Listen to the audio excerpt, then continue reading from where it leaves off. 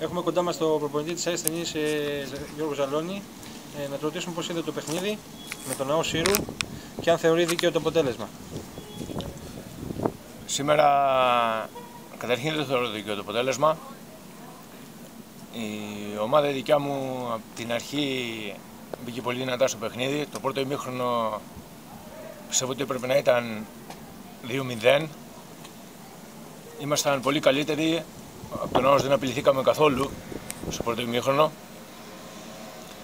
Στο δεύτερο ημίχρονο μπήκε λίγο πιο δυνατά ο ΑΟΣ, αλλά εμείς δεν το βάλαμε κάτω, συνεχίσαμε, κάναμε και εμείς και άλλες ευκαιρίες στο δεύτερο.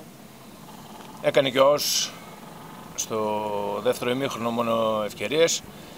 Έβαλε και τον γκολ από, πιστεύω ότι ήταν επιθετικό φάουλ και στον αμυντικό μας και στον τερματοφύλακα. Και πιστεύω ότι δεν μας έδωσε και καθαρό πέναντι υπέρ μας.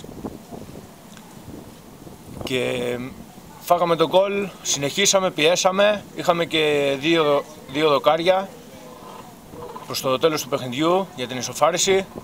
Πιστεύω ότι όχι ισοπαλία, αλλά το δικαιότερο αποτέλεσμα ήταν η νίκη για μας, πιστεύω.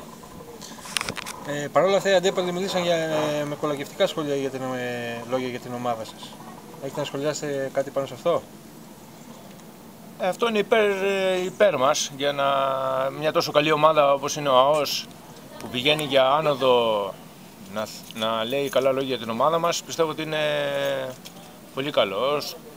Εξάλλου ο στόχος της ομάδας μας αυτός είναι, να βλέπει κάθε παιχνίδι ξεχωριστά, να δείχνει στον κόσμο ότι έχει μια καλή ομάδα, και πιστεύω ότι σήμερα το καταφέραμε. Απλά άκουσα τις δηλώσεις του προπονητή του ΑΟΣ και είπε ότι του πετάξανε μπουκάλια οι φίλαθλοι.